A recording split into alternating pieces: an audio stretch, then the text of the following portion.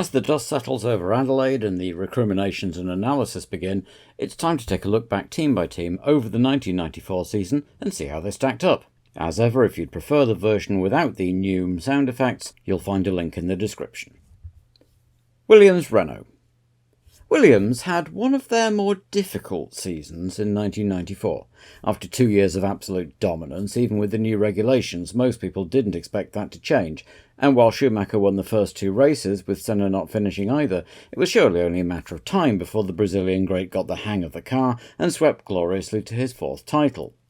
And then Imola happened, and suddenly Damon Hill was thrust from the role of dutiful supporter into team leader, from zero to hero, in the words of every single newspaper headline.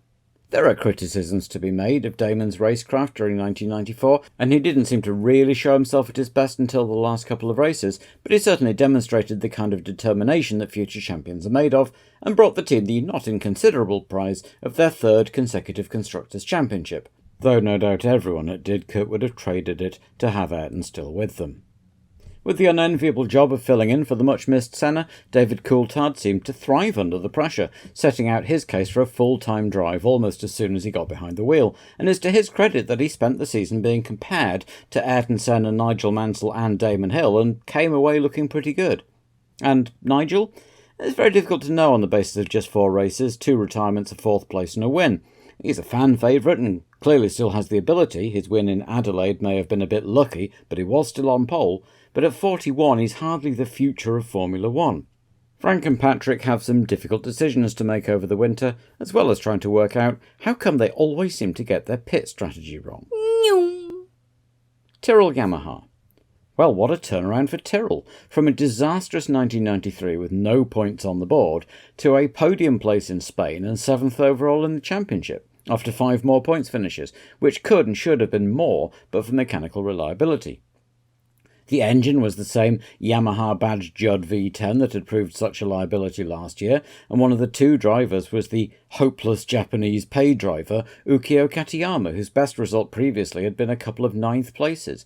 In fact, after a pretty successful 1993 with Ligier, Mark Blundell seemed to have really drawn the short straw, joining Tyrrell. The big difference then must have been the 022 chassis, courtesy of the return from Ferrari of Harvey Doc Postlethwaite, and the levelling of the playing field with the banning of all those expensive driver aid gizmos. And the results came immediately, with Katayama scoring twice in the first 3 races, and Blundell making the podium in race 5. It was never quite that good again. As usual, the balance of power shifted as the season went on, and Katayama only scored once more, with a brace of 5th places for Blundell. But what was unexpected was that Katayama showed himself to be a genuine racing driver, decisively out-qualifying the more highly rated Blundell over the season, and often tussling with his alleged betters in the lower points until the inevitable breakdown or crash. Given his personal sponsorship by Mild 7, there were even rumours that he was in the running for the 2nd Benetton seat in 1995, and nobody laughed. All of which was even more impressive given that, unknown to everyone except Ukyo and his doctor, the little Japanese driver had been diagnosed with cancer on his back. It wasn't terminal, but it was painful, and he'd decided to not only delay treatment until the end of the season, but also keep it a secret so people weren't giving him sympathy. The unfortunate Blundell, for his part, even with a podium place, found sponsorship difficult to come by at the end of the season, and it looks like he will be out of a race drive in 1995. Benetton Ford. Entire books could be, have been, written about Benetton's 1994 season.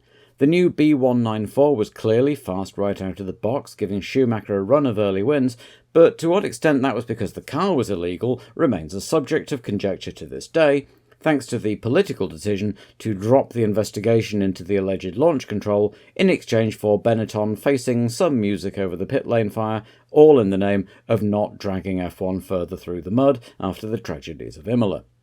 On balance, Schumacher was probably the best driver during the season as a whole, but those accusations of cheating and a whiff of scandal will always hang over his 1994 title.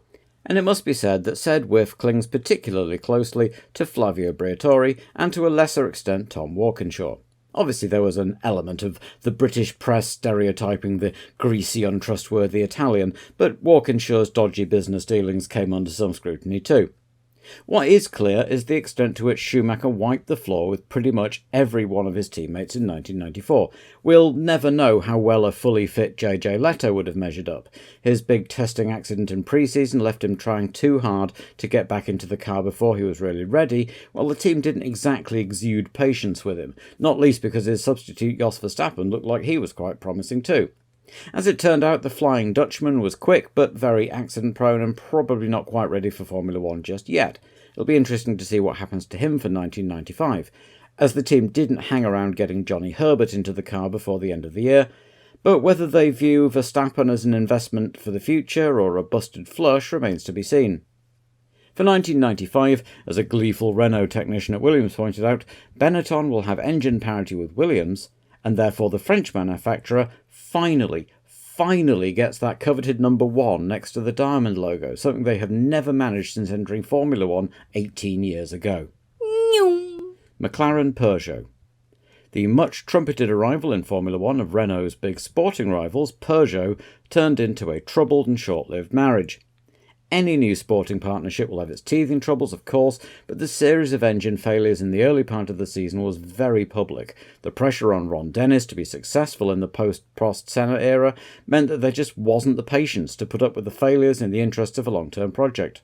Peugeot, for their part, didn't help their case by trying to insist on Philippe Alliot for the second car against Ron's wishes, and their habit of responding to the latest spectacular blowout by insisting that it wasn't the engine that had failed, but some other ancillary system, and following up by pointing out how successful the partnership was being in terms of points and podiums for a first-year partnership, which didn't cut much ice with those who expected McLaren to be winning. By the time the French technicians managed to get some reliability into the engine and the car developed into a decent podium regular, the PR damage was done, and Ron Dennis was taking a suspicious number of holidays in Stuttgart. In the cockpit, Mika Hakkinen, in his first full season at the team, underlined his credentials as a hard-charging young driver and one to watch for the future, but also fell foul of the FIA's crackdown on drivers causing accidents. His race ban for causing the multiple pile-up at Hockenheim might have been a little harsh. Starting bumping and jostling is common, and he only actually made contact with one other car, but it didn't come out of nowhere, and he had been involved in altogether far too many incidents already.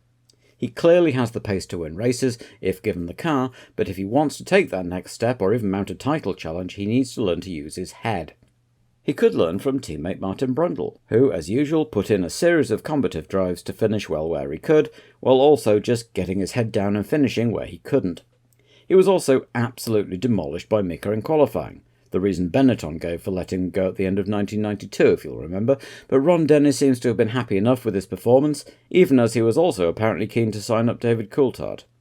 Hakkinen is signed up for years to come, but whether Brundle will still be at the team next year remains to be seen. Footwork Ford. A definite rollercoaster for Footwork post-Footwork, as it were. The team and chassis still officially bear the name, though many commentators and journalists have reverted to the historic name of Arrows since the Japanese logistics firm pulled out of all their visible sponsorship commitments. That left a big hole in the team's finances, of course, but nonetheless the nimble new FA15 chassis started the season really brightly, coming in 4th in the hands of Christian Fittipaldi on its second outing in Japan, and qualifying 6th and 7th at Monaco, so much so there were rumblings that they were also using illegal driver aids, though that was all rather lost in the more high-profile cases. Even at the best of times, the poorer teams often slip down the pack as the season wears on, and they can't develop the car, but 1994 can hardly be described as the best of times in F1 terms, and the wholesale changes introduced after Imola seem to have had a distinctly adverse effect on both chassis and engine. Footwork weren't the only team to suffer from a string of failures in the normally fairly solid Ford V8. The usual strategy of running one stop and hoping for retirements ahead brought a couple of decent finishes, most notably at Hockenheim, where the Ligier's, Footworks and Larousse's were the only ones to finish both cars, and divvied up most of the points between them. Poor Gianni Morbidelli struggled all year, both being the one driver who had all of the mechanical problems, but also with raising sponsorship, and towards the end of the year the likes of Jean-Marc Gounon were hovering around waiting to buy the seat. In the end, though, his personal sponsors, Mineral Water Uluvato, came up trumps, and Footwork were one of just 4 teams, along with Tyrrell, Minardi and Pacific, to keep the same driver lineup all year. Next year, the cars will be powered by Hart engines, not the V10s that Jordan have been using the last couple of years, but a brand new V8. Who will be driving it is another matter entirely, with Christian Fittipaldi said to be looking across the Atlantic in search of better wheels, and Morbidelli still trying to raise sponsorship. Lotus, Mugen, Honda. As the 1994 season closed, the future of the historic Lotus team was in severe doubt, with new owner Peter Hunt having kept the wolf from the door for the last couple of races, but still in desperate need of a major cash injection if the team is to make the start of the 1995 season. But Lotus have been here before, of course, and not that long ago either.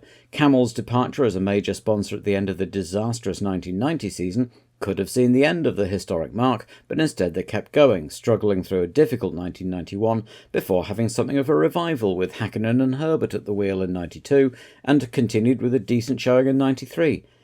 Yet in this business, one bad year can undo it all, and the 109 chassis proved a disaster, designed for the pre-Imola regulations but not introduced until Spain.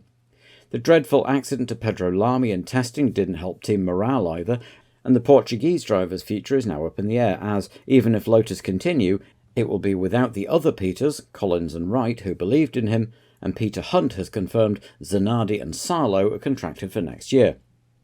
Johnny Herbert's fourth place with the new engine in Monza, his subsequent nerfing off at the first chicane by Eddie Irvine, and having to restart in the spare with the old engine, will always be one of those what might have been moments, but neither Johnny nor Alessandro, who took over the up-engine number 12 after Herbert's departure, were able to do much with it in the last 4 races, so it's difficult to definitively say that, but for Swerve and Irvine, the Lotus team would have been saved.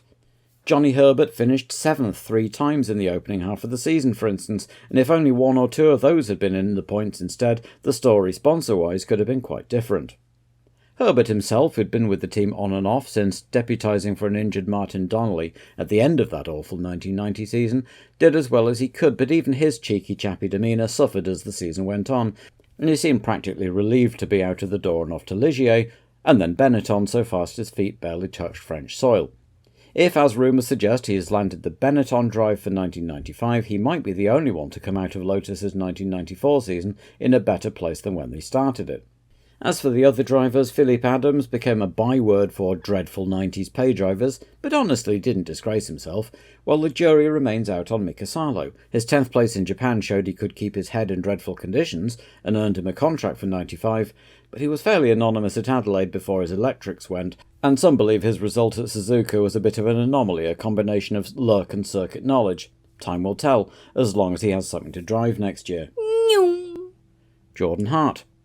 As Lotus followed a pretty decent 1993 with a dreadful 1994, Jordan were heading in the other direction. 1993 had seen lots of promise but no points until Suzuka, where Eddie Irvine made his big impact, which won in the seat for 94. Of course, he then made the wrong sort of big impact in the opening race, and any hopes Eddie Jordan may have had of driver stability went out the window, but Andrea de Cesaris continued to work well with the team to deliver them 3 points in Monaco. And even before that, Barrichello had been 4th in Brazil, then taken his and the team's first podium at Aida, and would go on to take 4 more 4th places, and his and the team's first pole with a perfectly timed lap of Spa. Like Hakkinen, Eddie Irvine clearly has speed but needs to sort out his wild streak, and the team still suffered from too many mechanical retirements on top of Irvine's indiscretions, but 5th in the championship after spending much of the season looking like they might even crack into the top 4 at the expense of the struggling McLarens is not half bad for a team still only in its 4th year of F1. Rubens Barrichello was one of the most talked about drivers of the year, clearly talented and fast, but now with the additional, and unwanted, mantle of Ayrton Senna's anointed successor as Brazil's hero. He was apparently in the frame for almost every major drive going, and if reports are to be believed, he rejected a 1-year deal from 1995 with McLaren that many drivers would have jumped at with an eye on the long term, which suggests he's got a cool head on his shoulders, good advice, or both. Jordan's prospects for 1995 are interesting to contemplate. Stability in driver lineup with Barrichello and Irvine, but the 4th new engine supplier in 5 years, as the team abandoned Brian Hart for the lure of a works Peugeot deal, gambling that the men from Sochaux have had a year's experience to sort out their reliability issues and will be hungry to prove themselves. We will see. Larrousse Ford. Gerard Larousse's team seemed to have always lived a precarious financial existence, with their compatriots at Ligier soaking up the bulk of the French state support. Actually, 1994 looked like it might be an exception, with a solid sponsorship deal from Alken Meis that saw the team get a lot of coverage with the fabulous and striking Kronenbourg 1664 livery. Though the brewery's PR people probably didn't reckon on seeing Eric Comas in the red and white car beneath an enormous Kronenbourg billboard become part of one of the most infamous photos in F1 history, as he somehow ended up out on the track during the stoppage at Imola, pulling up when confronted with the Medevac helicopters and course cars in attendance to Senna. Whatever that did for Alken Meis's decision about future sponsorship, it absolutely torpedoed poor Eric's morale and motivation. He announced at the Monaco Grand Prix that he would be retiring immediately, and while he was persuaded to stay for the rest of the season, nothing much that happened thereafter made him change his mind. Indeed, the whole situation around Benetton and the acrimonious title battle just confirmed in his mind that he wasn't enjoying this anymore, while the need to amend the LH94 to the new regulatory regime used up any spare budget the team had for development, and it didn't help that the usually reliable Ford HBs started blowing up with alarming regularity. Over in the other car, Olivier Beretta became F1's first native monegasque in many years, but that didn't seem to help him get enough sponsorship to finish the season, and while he wasn't notably bad, he didn't exactly set the world alight, though his replacements in the shape of Alio, Dalmas and Noda didn't either. The Japanese driver was another one like Adams at Lotus, who was spoken of as emblematic of the problem with modern Formula One, until Jean-Denis Delatraz hired the other car and made him look positively meteoric. That the Swiss driver qualified at all was more to do with the problems at Pacific, and being slow enough on track to be lapped 10 laps into an 81-lap race was an indictment of his pace. Maybe, if he gets another chance, he'll have found his feet a little. So, like Lotus, Larrousse go into the off-season with a new car on the drawing board, but uncertainty over whether it will ever turn a wheel thanks to money worries. Minardi Ford. The much-touted merger of the two small Italian teams, Minardi and Scuderia Italia, into the slightly larger Minardi Scuderia Italia, ended up not really making a lot of difference. The team were essentially just Minardi with a different paint job, and the performance was pretty much the same too. Solid midfield runners, more reliable than many, but still usually only troubling the TV coverage when being lapped or breaking down. The two veteran drivers did what they could with what they had, and were usually seen smiling in the paddock, but there was a definite sense that the team were treading water, and there's not really much to say about their 1994 all told. They scored some points, that's about it. There are causes for optimism in 1995, though, as the team are said to be favourites to take on the Mugen Honda deal, in the assumption that Lotus won't be able to afford it, and the team have also announced that test driver Luca Badoer will step up to the race seat, replacing his 1993 teammate Michele Alboreto. Ligier Renault. After a brief, brilliant revival under the short-lived stewardship of Cyril de Rouver in 1993, it was back to business more or less as usual on track thanks to the soap opera developing behind the scenes, around the acquisition of the team by Flavio Briatore and his wholesale changes in the service of turning the Magny-Cours outfit into essentially Benetton's B team, with new people like Claudio Lombardi coming in the door, and of course the sought-after Renault engine heading in the other direction. Not, it must be said, that Ligier had ever really made the best use of having the best engine in F1, even last year, but in 1994 they were stuck with an updated 93 chassis thanks to all the uncertainty, and had mostly slid back to the midfield. Olivier Panis was another highly praised young driver, and again was hotly tipped for the second Benetton for 95, though it seems for now at least Flavio will be keeping him at Ligier. The identity of his teammate remains up in the air though. When bringing in Johnny Herbert for one race, Briatore made it pretty clear that he didn't rate team favourite Eric Bernard, so he's presumably not coming back. Frank Lagorce did decently in his two races, but current smart money is on Benetton placing Jos Verstappen at the team to give him some more experience. The engine is a more difficult matter. With Ligier now stablemates with Benetton Renault, Peugeot was probably always a non-starter, and there aren't a lot of other works options around, so they'll probably have to swallow their French pride and use the American-badged British-developed Ford engines. And with Ford wanting a decent works team after losing Benetton, Ligier will have to make do with customer V8s. Flavio Briatore was instrumental in getting Minardi a supply of those back at the start of 93. The units that went to Faenza apparently came out of Tom Walkinshaw's sports cars, so probably Ligier will take over that deal if Minardi get the Mugens. Ferrari. It may have taken the demolition derby at Hockenheim to break Ferrari's epic dry spell going all the way back to 1990, but it was neither unexpected nor unmerited. Jean Tot's new broom has gone some way to solving a lot of the organisational and backroom problems, and the 412 T1 chassis by John Barnard developed by Gustav Brunner, has been worlds apart from its disastrous predecessors, while Claudio Lombardi and the team from Honda have put together a powerful engine, though Ferrari's devotion to the V12 over the V10s and V8s in the rest of the field is beginning to look more dogmatic than practical. There were still too many breakdowns, and reliability is one area the team definitely need to nail down for 1995 if they want to return to the winner's step on a regular basis.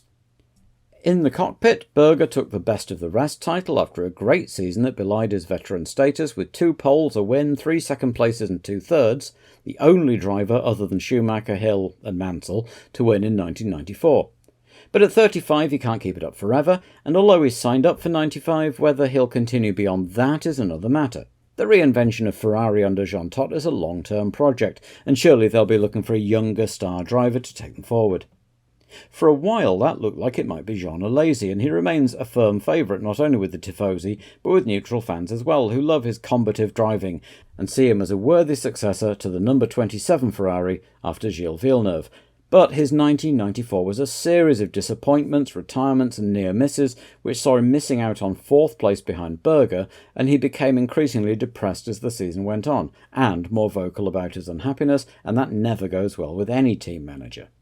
Things got to the point that it was rumoured he'd be leaving under a cloud at the end of 1994, and while he has signed up for 95, there's increasingly a sense that time is running out for Alesi to make a star of himself as he turned 30 in June. Sauber Mercedes.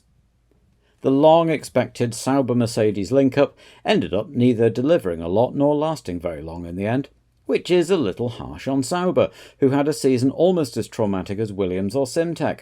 Karl Wendlinger's horrific accident in Monaco was only prevented from being added to the season's list of fatalities by sheer luck, and understandably shook the team, who then went on to discover just a few weeks later that their main sponsor didn't really exist and all their checks had been bouncing. Mercedes ended up brokering a new deal with Tissot to cover the rest of the season, but maybe it's a sign that they were already casting glances elsewhere that they didn't step up to sponsor the team themselves. In the circumstances, releasing them from their engine debt seemed like the least they could do. Peter Sauber and co may feel hard done by, but there is positive news as they've signed up to be the new Ford Works team, meaning not only will they get the excellent Zetec R engines that Benetton have been using this year, and further upgrades, but they won't need to pay for them. Karl Wendlinger is lucky to be alive at all, but has had an amazing recovery from his injuries to be able to drive an F1 car at all, let alone come away from his test with nothing more than a stiff neck. It's difficult to judge his 1994 performances because there weren't many of them, but he had been comprehensively outqualified by his new teammate, and it may well be that he was just pushing a bit too hard at Monaco. He has a seat for next year at least, and the team drew a lot of praise for their reaction to his accident, refusing to hire the seat out until they knew he was out of mortal danger, and guaranteeing him a seat as soon as he was better. Andrea de Cesaris proved an able enough substitute and went through his 200th race with the team.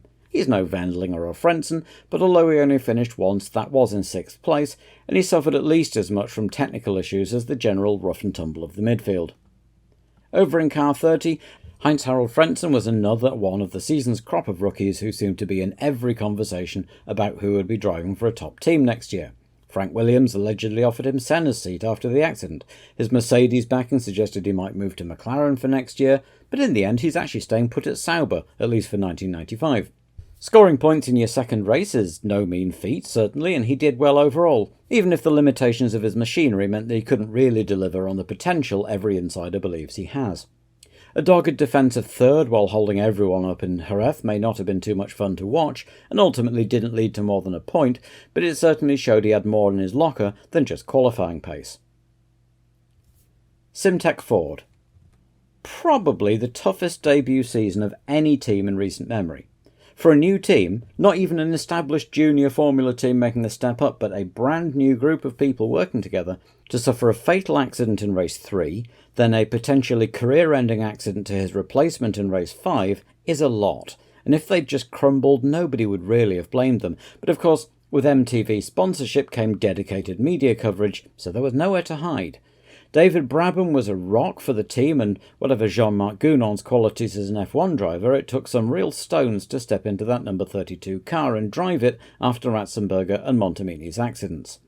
Mention must also be made too of Barbara Bailau, The businesswoman who'd sponsored Roland for his seat and was so impressed with how well they dealt with his death that she not only extended the Austrian's 5-race deal post-mortem to a full season's backing, but bought a 30% stake in the team and got actively involved in the commercial side of the team's management. Some sources say she was jokingly referred to as Presidente within the team. In thanks, the team put Barbara on their cars for most of the season. And she was rewarded. Against all expectations, Simtek proved to be easily the best of the two new teams, and it wasn't even close.